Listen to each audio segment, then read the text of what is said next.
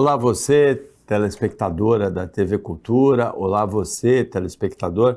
A partir de agora você acompanha o Opinião deste Natal de 2023, desta segunda-feira, desse dia 25. É uma opinião diferente, a gente vai conversar bastante aqui sobre o sentido do Natal com o Padre Ronaldo Gueiros, que é conhecido como Padre Ronaldo, mas é principalmente conhecido como Padre Gueiros, que é da Catedral, da paróquia da Catedral de Santos. Boa tarde, Feliz Natal! Boa tarde, Paulo. Uma alegria imensa estarmos juntos nesta tarde para falarmos desse dia especial que é o Natal, que é toda essa relevância teológica de Deus no meio de nós, não é? Vamos começar falando sobre o sentido histórico do Natal. Que Cristo não nasceu bem no dia 25 de dezembro, é questionado, mas ficou para a cristandade, né? Ficou, na verdade, a influência de Cristo não se limita às religiões cristãs, né? Talvez seja o ser humano encarnado que tenha tido maior repercussão nas suas falas em todo o planeta, né? Qual é o sentido histórico do Natal? Então, o sentido histórico é justamente mostrar para os homens de todos os tempos o mistério da encarnação, né? Deus que se encarna na humanidade. Então isso é um grande mistério e ao mesmo tempo é uma grande novidade para a humanidade. A ponto que o próprio o judaísmo, até hoje não compreende esse mistério, né? Então, historicamente, onde Jesus nasceu. Onde Jesus nasceu, né? E ele veio justamente para o povo judeu, né? Para o seu povo, o povo de Israel. Então, Jesus, ele é aquele que inaugura um novo tempo com a sua presença na humanidade, né? Então, historicamente, né, 25 de dezembro não é literalmente ipsiliter a data, né, o nascimento de Jesus, mas... Até porque o calendário não era o calendário atual, isso, né? Ele era né? um calendário diferente. Diferente, ainda, né? O nosso calendário ele é a partir do Cristo, né? Do nascimento do Cristo. Então, nós não estamos ligados literalmente ao dia em si, mas sim o acontecimento, né? A grande novidade, nós chamamos isso numa linguagem teológica, numa linguagem técnica, do mistério, né? Do evento da entrada de Deus na humanidade, né? Jesus é Deus e com isso inaugura um novo tempo, que é um tempo de salvação, um tempo de graça. E o sentido espiritual, o que o Padre Gueiros gosta de falar para os católicos, mas a gente pode estar falando para todos os cristãos, né? No Brasil há muitos evangélicos, há muitos espíritas que também são cristãos, né? Sobre o sentido do Natal. O sentido espiritual é justamente de entrar no mistério de Deus a ponto de dar seu Filho para a humanidade, né?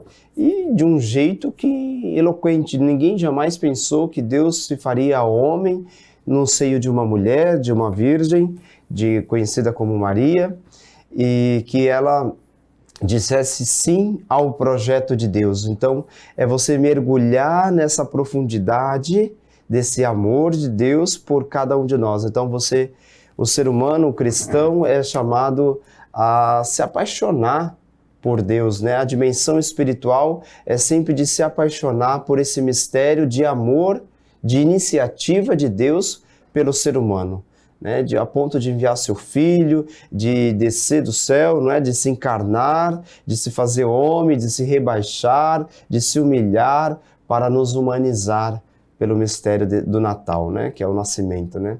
A sua presença humaniza, né, o ser humano, né? Com a sua atitude, com as suas atitudes, com as suas iniciativas de amor, de proximidade e de misericórdia. A lei do amor, a lei do perdão são as principais da moral evangélica, não são?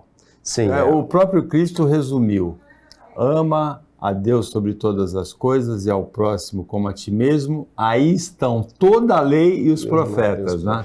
Isso, aí está a síntese, né? Porque se ao chegarmos à consciência de que o amor a Deus implica no amor ao próximo, né? A nossa fé, a nossa religião cristã, ela não se limita daqui para cima, né? Nós costumamos dizer, não é uma relação apenas individual, né?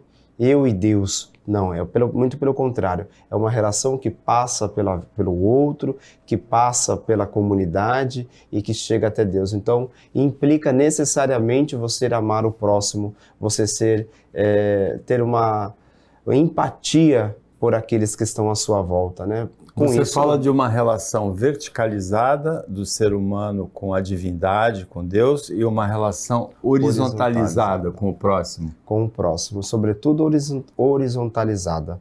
Estar com o outro é estar com Deus, é você respeitar Deus na vida do outro, né? Então, a dignidade humana que está no outro revela também a presença de Deus, né? Então, isso é importante. Agora, a principal oração que Cristo ensinou, Pai Nosso, começa assim: Pai Nosso, se é nosso, é de todos nós e todos somos irmãos, é isso? Todos somos esse irmãos. O sentido? Esse é o sentido, né? Não é, como você bem colocou, Pai Nosso, não é Pai meu. Né? Se fosse Pai meu que estás no céu, a relação era diferente. Mas quando ele coloca e nos ensina a chamar Deus de Pai Nosso, significa que todos somos irmãos e filhos de um mesmo Pai.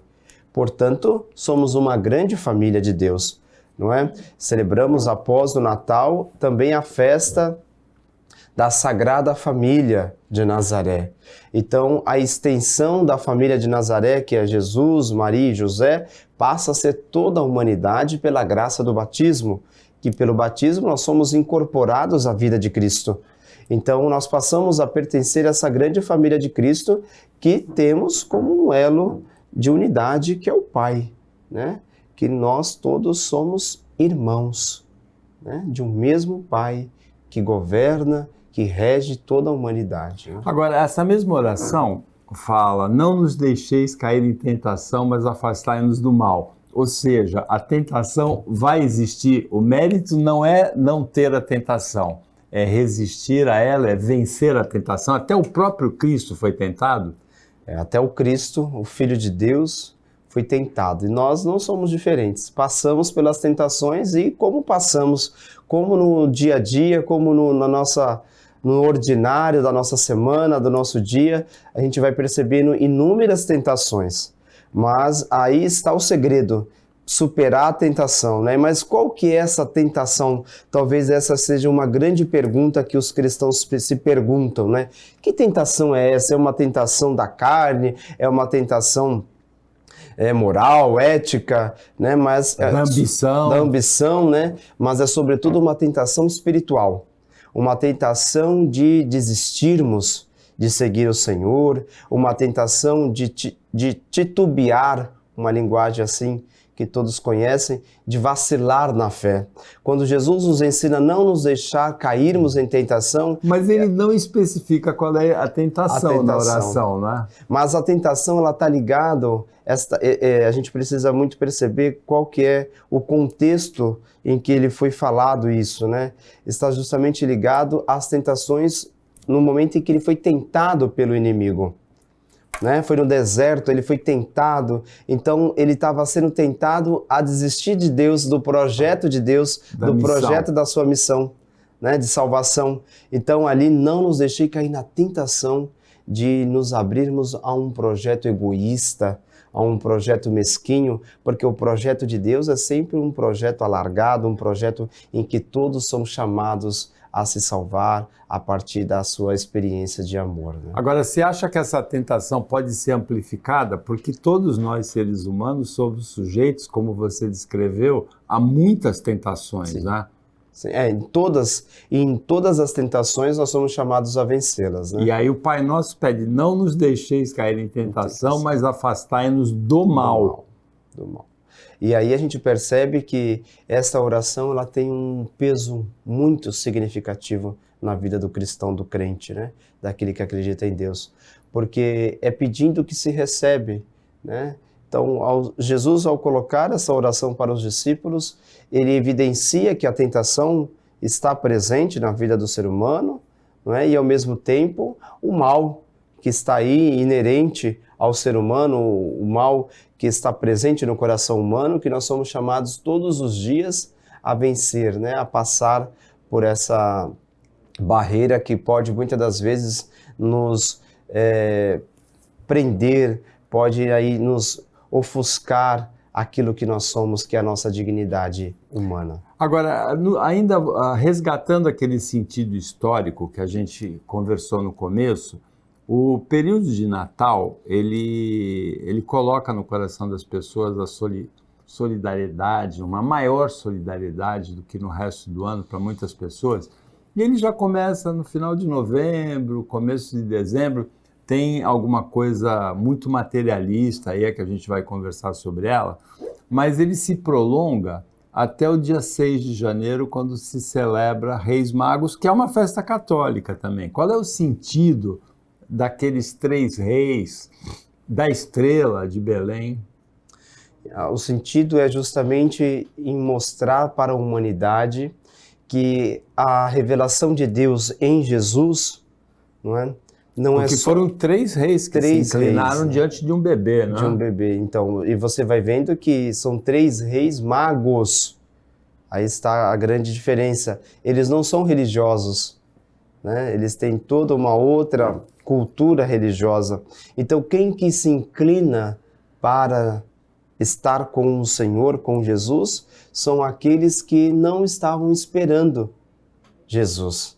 Porque, historicamente, quem está esperando o rei de Israel são os judeus, e quem se inclina são os reis magos, para mostrar que toda a terra, na figura desses 3 reis magos, reconhecem a presença de Jesus, a presença de Deus, naquele evento salvífico, que é o presépio, que é a manifestação de Deus. Então, a estrela de Belém, que guia os 3 reis magos, é justamente para mostrar que Jesus é essa grande luz na humanidade, que todos são convidados a estar em volta, em torno de Jesus, que é luz para iluminar todos os povos, né? Então ele ilumina todos os povos, não somente aqueles que ele veio para poder salvar. O Opinião Litoral para o intervalo, a gente volta a conversar sobre o sentido do Natal com o Padre Gueiros. A conversa está muito interessante depois do intervalo.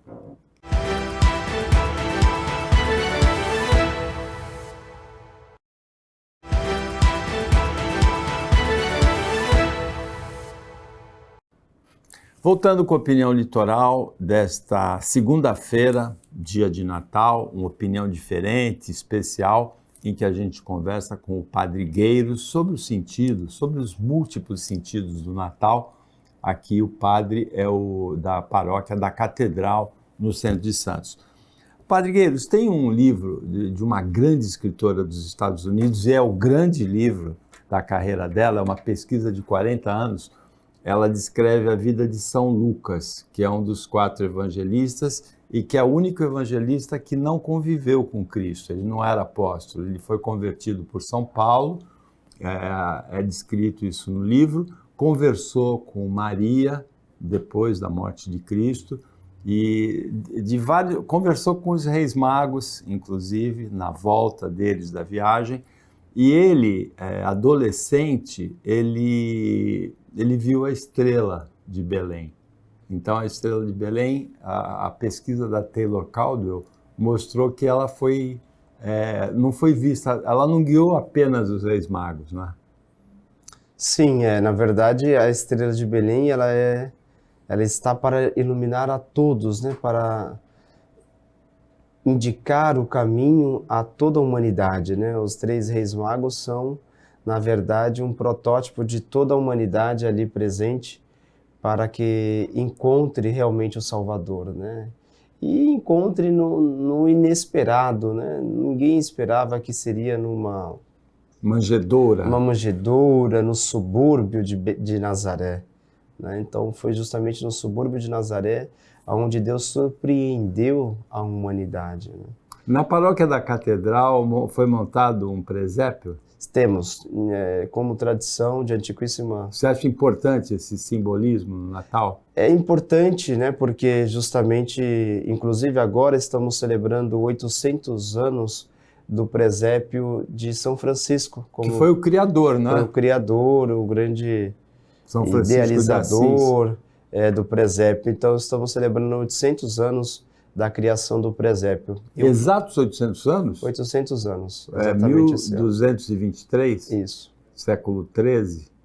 Aqui em Santos tem uma exposição de presépios muito bonita no Santuário do Valongo, Isso, né? Também de grande renome, é conhecido praticamente em todo o estado. Você fica emocionado com o presépio? Eu sempre procuro encontrar sentido. O presépio para nós é algo muito comum. Crescemos olhando, observando o presépio e nós corremos um risco de não nos encantarmos com o presépio mais. Pela banalização, pela familiaridade. Isso, pela familiaridade. Então nós somos chamados a entrar no mistério do Natal, a revisitar o presépio com aquele encanto de uma criança. A criança é sempre aquela que está esperando uma surpresa, um presente. Então nós, ao olharmos para o presépio, somos chamados também, sobretudo eu, que como religioso, como padre, sou chamado a sempre estar atento aos mínimos detalhes que o presépio pode nos apresentar, para assim nos levar, nos remontar ao mistério daquela noite santa do dia do Natal. Quais são esses detalhes?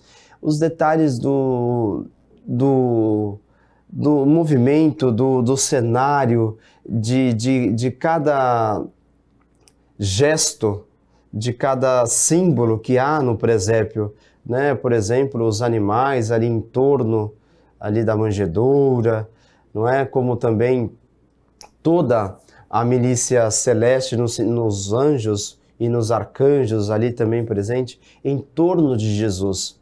Então a gente percebe que a figura principal é Jesus, não é? Então a milícia celeste ali na pessoa, na figura representada pelos anjos, a humanidade na figura de Jesus, de José e de Maria, como dos reis magos, como os dos animais. Então toda a humanidade se volta, toda a criação se volta para esse grande evento que é o nascimento de Jesus. Tem algum presépio que emocionou você mais do que outro ao longo da sua vida? Porque a exposição do Valongo é muito bonita. É, né? Muito bonita. É. Teve um que eu não vi pessoalmente.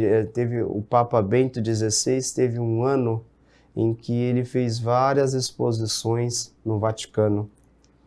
Então, de um artista que não me recordo o nome agora, ele pensou em algo muito contemporâneo. Então, aquela identidade que ele deu para o presépio, para o homem de hoje, né, como havíamos dito que há 800 anos foi idealizado por Francisco e daquela forma toda do seu tempo, esse artista idealizou, então aquilo me chamou muito a atenção, né, o presépio vivo hoje, o Jesus nascendo hoje, então isso realmente me tocou profundamente, não só a mim, mas a uma grande parcela da igreja que é a juventude.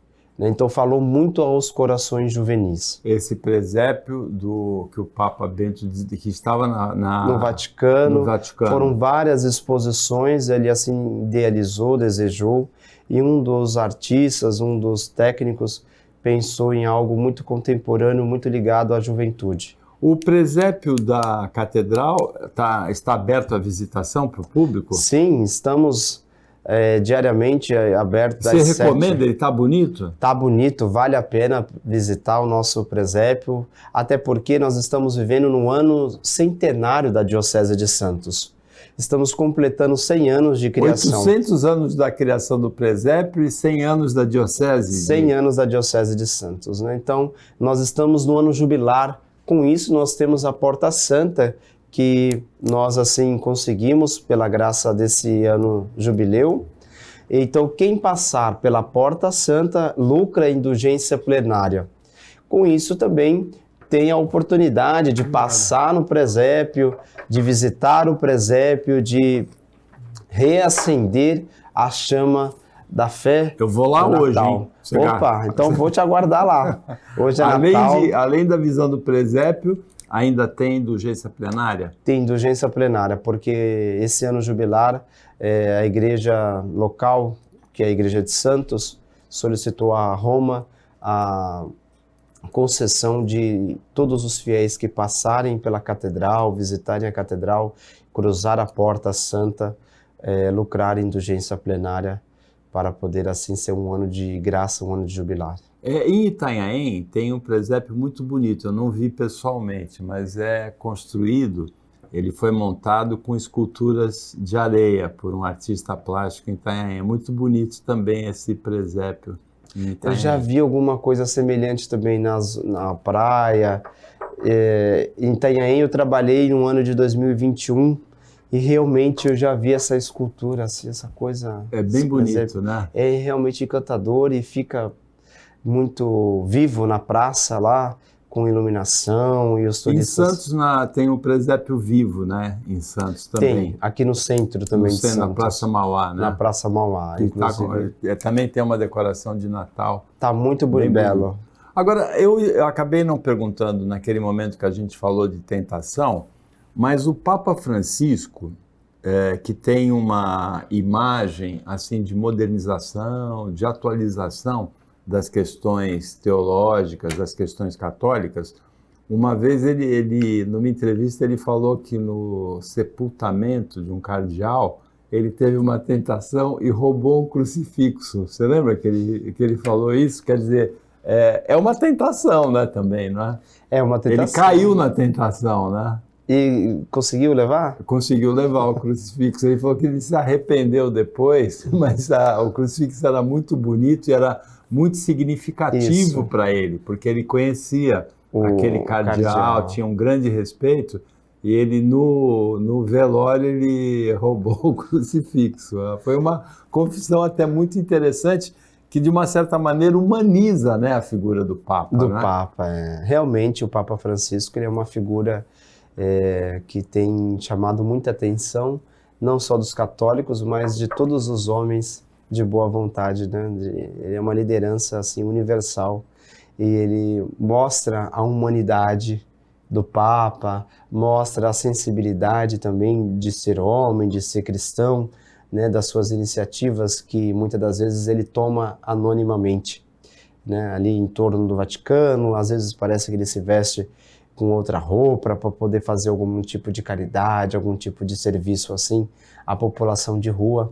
Mas realmente eu não conhecia esse fato, mas não duvido, acredito que realmente esse cardeal que ele sepultou tenha um significado muito importante pelo seu serviço, pelo exemplo. Pelo exemplo, Acho que o seu serviço ao Evangelho, o seu exemplo, a sua humildade, porque o Papa Francisco ele é muito humilde, a gente vê que ele é muito simples, então esse cardeal provavelmente tem influenciado muito no seu pontificado, até porque ele não usa a cruz peitoral que é própria do Papa, né? Ele usa uma cruz que ele acabou inovando, é uma cruz em prata, não é em ouro, e tem um sentido ali timbrado, o bom pastor com as ovelhas.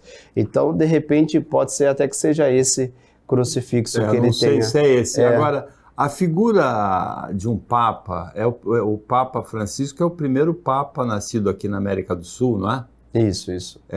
O fato da gente ter um Papa sul-americano, né, latino-americano, ele reforçou de alguma maneira a simbologia toda cristã, católica aqui na América do Sul? Ele assim, com a sua chegada ao E também tem um significado, ele tem um significado, até no nome que ele adotou, ele é o primeiro Papa a adotar o nome Francisco, que você citou aqui como Francisco de Assis, né, o criador do presépio, um santo muito cultuado, né? Assis é uma cidade na Itália. Ele tem assim uma coisa de despojamento também, mas ao mesmo tempo ele é um papa polêmico, não é? Ele é polêmico, até porque é próprio dos latinos, né, próprio aqui da América, de ter toda essa iniciativa. Ele quebra muito os protocolos, ele é muito espontâneo, não é? E fala, inclusive, aquilo que não está no script, ele tem mostrado toda essa espontaneidade. Ele se referiu uma vez brincando ao Brasil que aqui tinha muita cachaça e pouca oração, não foi? Ele esteve ao Brasil, no Rio de Janeiro, e ele visitou ali um dos morros. Ele falou, aqui é tradicional, né? Muita cachaça e acho que muito samba, ou muito... E pouca oração. E pouca oração, precisa de né? mais oração e menos cachaça. Que ele tem toda a razão, né? A oração é muito importante. A oração é o contato direto do cristão com Deus, né? Com Deus, e a oração, ela é parte fundante do cristianismo, né? Porque o cristianismo, ele vem do Cristo, né? Então toda a experiência de Cristo é uma experiência de fé, uma experiência de modelo, né? Então, se a gente pegar todas as iniciativas de Jesus, ele sempre vai estar rezando, né? Ele passa uma noite inteira rezando para poder eleger os apóstolos no dia seguinte. Então você vê a intimidade dele com o Pai. Então essa relação de oração é uma relação realmente de intimidade, de profundidade com o Pai, né? Que nós havíamos falado que é nosso, que é aquele que ouve os filhos, né? Que está próximo. O Pai é aquele que é presente, é aquele que sustenta no seu colo, né, os seus filhos, né? Então Jesus é essa figura. E o Papa é chamado a ser esse representante, né? É o Cristo vivo, presente, é aquele que apacenta as ovelhas. Então o Papa Francisco, ele tem se mostrado esse pastor muito presente, muito atualizado, muito realmente presente na vida dos seus filhos, né? Na vida da igreja. E já que a gente falou do Papa Francisco, no próximo bloco vamos tirar o Padre Gueiros um pouquinho da zona de conforto e perguntar se ele já deu alguma bênção, se já está preparado para dar uma bênção para casal homoafetivo, que foi autorizada nessa semana, foi anunciada nessa semana como autorizada pelo Papa Francisco. A gente volta já já.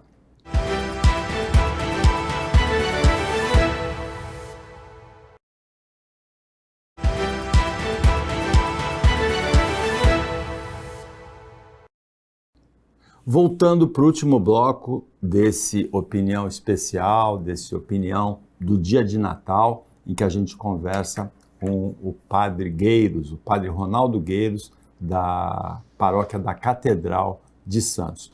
Agora a gente vai tirar ele um pouquinho da zona de conforto, ele falou coisas bonitas do Natal.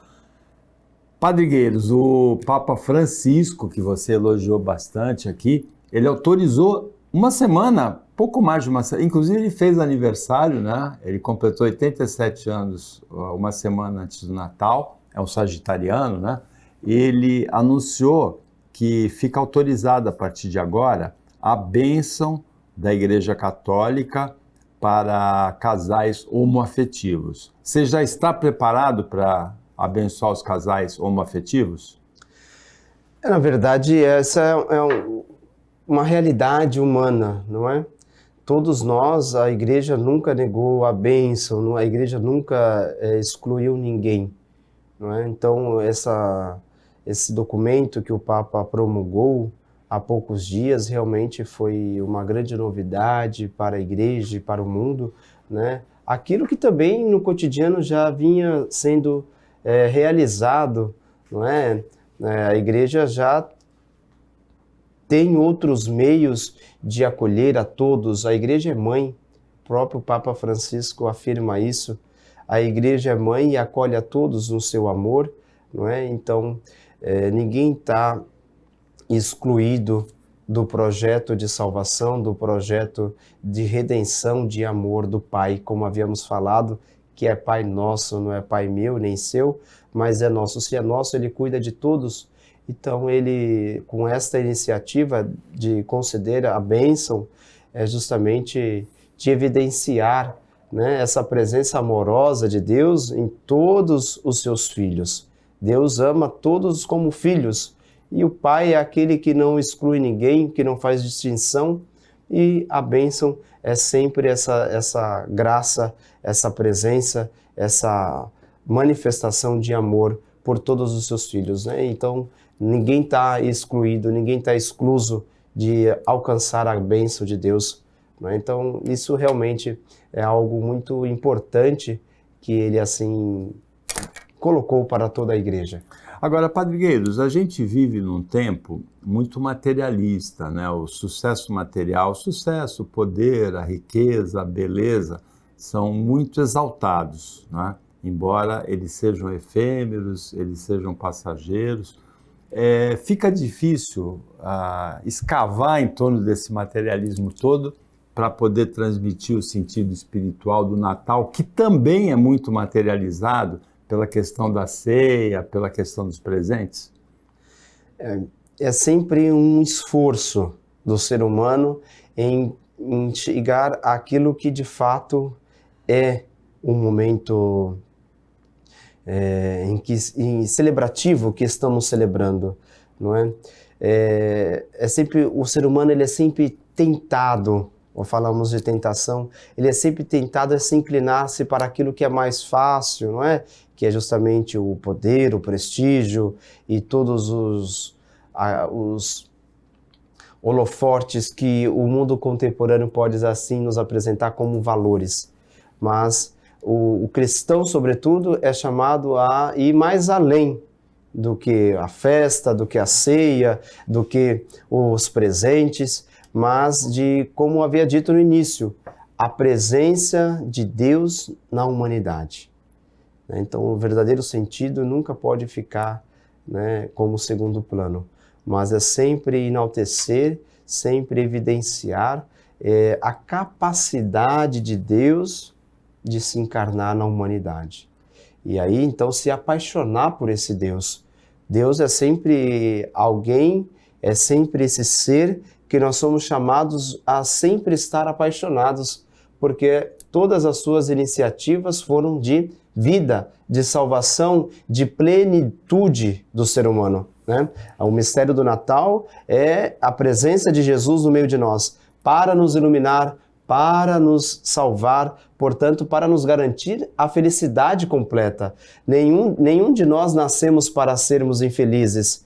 E tudo aquilo que é supérfluo pode nos garantir alguma espécie de alegria, mas não de felicidade completa, plena. Então, a felicidade plena é sempre a presença do Senhor, é sempre a nossa consciência diante desse mistério que é a presença de Deus encarnada na nossa humanidade. Um dos outros símbolos importantes do Natal é a Missa do Galo, né? Hoje essa Missa do Galo, até celebrada no Vaticano, ela é acessível para toda a população no planeta por conta da transmissão pela televisão. Você celebra alguma missa especial? Você convida a nossa telespectadora, o nosso telespectador para alguma missa especial de Natal? Você assiste a Missa do Galo? Você celebra a Missa do Galo? Como que é?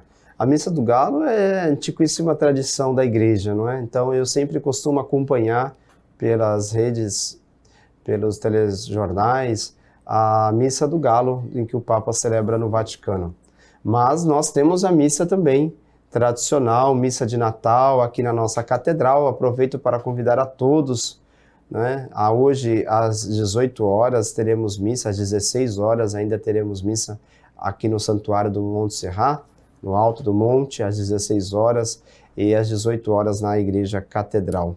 É a missa do dia do Natal, né? A do Galo foi ontem, foi né? a do ontem, né? Então são liturgias diferentes.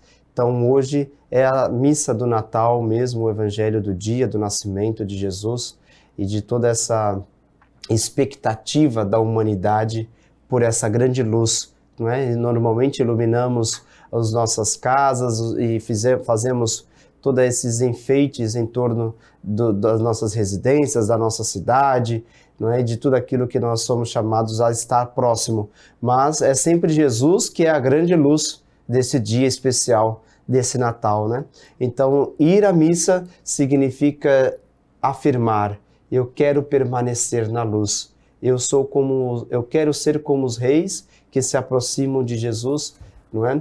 que podemos dizer que a grande manjedoura hoje é o altar, aonde Jesus desce na Eucaristia, né? Se faz presente no pão e no vinho, no corpo, tornando-se corpo e sangue dele, para poder alimentar a humanidade. Então ali é sempre um mistério de Deus que se revela diante dos nossos olhos. A festa de fim de ano, né, tanto o Natal, que é muito celebrado no Brasil, com esse significado cristão, como também o Ano Novo, ele sugere, assim, pela publicidade, pelos meios de comunicação, uma celebração com a família e atinge de uma maneira muito dura as pessoas mais solitárias. Tem até uma síndrome chamada dezembrite. O que você gostaria de falar para quem está triste pela dezembrite e o que você gostaria de colocar no coração de uma pessoa que ouvisse você falando numa dessas celebrações? Olha, esse momento do Natal é um momento fecundo para o encontro, né? É Deus que vem nos encontrar em Jesus. Então o encontro sempre gera alegria e realmente a realidade em que vivemos, muitas pessoas vivem sós. Então, no início do nosso programa, o senhor também havia falado que é marcado pela solidariedade. Então, é muito importante nós sairmos do nosso egoísmo, do nosso eu, né? Se temos a nossa família, se temos a nossa pequena comunidade, de também nos preocuparmos com o outro, com aquele que está só. Nós não nascemos para vivermos só. Nós nascemos em uma comunidade, de pai, de mãe, de irmãos, né? Somos inseridos numa comunidade eclesial, profissional, né? E estudantil. Então, em todas as dimensões, nós somos chamados a vivermos em comunidade.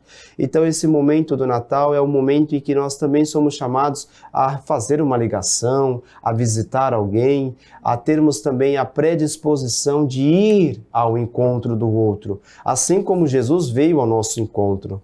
Então, a mensagem deste dia e a mensagem que gostaria que chegasse a todos os corações é que nós nos coloquemos assim como Deus, né? De darmos o passo, de darmos a graça de ir ao encontro do outro, de também nos sensibilizarmos com aquele que nada tem, de fazermos também uma experiência nova de Natal.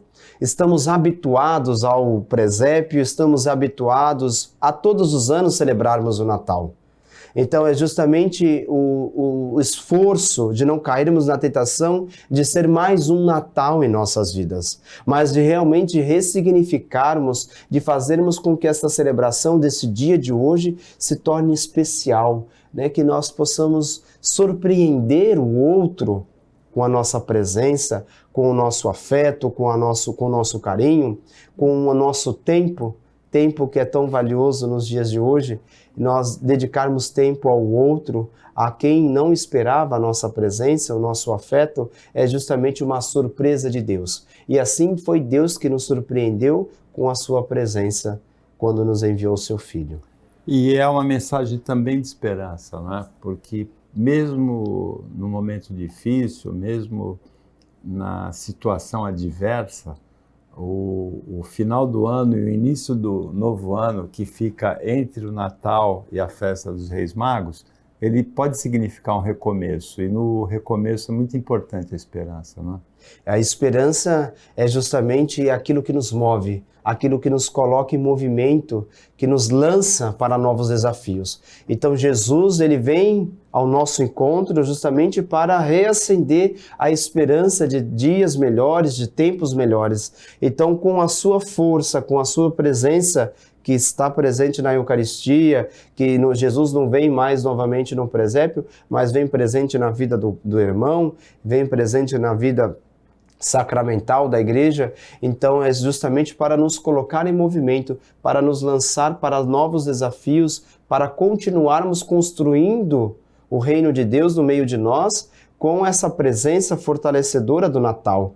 O Natal vem para nos mostrar que nós somos capazes de sermos melhores, capazes de sermos irmãos, não é? O tempo do Natal, ele é marcado por essa sensibilidade, né, humana, cristã. Então, com isso, nós somos chamados a prolongar ao longo do ano esses sentimentos de empatia, de proximidade aos corações humanos. Padre Gueiros, foi um prazer muito grande contar com a sua presença aqui, levar a sua palavra no dia do Natal para a telespectadora, para o telespectador daqui da TV Cultura. E a gente deseja para você, nesse complemento aí, um Feliz Natal e que o ano de 2024 seja muito bom pessoalmente também na sua missão. Amém. A todos nós, a você e a todos aqueles que nos acompanham, um Natal abençoado, recheado de muitas surpresas de Deus. Que possamos sempre nos agraciar com a bênção de Deus que está presente em cada família, em cada lar, em cada celebração. Muito obrigado a você que acompanhou a gente em mais essa edição, também ao trabalho da equipe técnica e de jornalismo aqui do Sistema Costa Norte. Um Feliz Natal para você e que o ano de 2024 seja de muitas realizações e de muita evolução e que principalmente seja junto com a gente aqui na TV Cultura e no Opinião Litoral.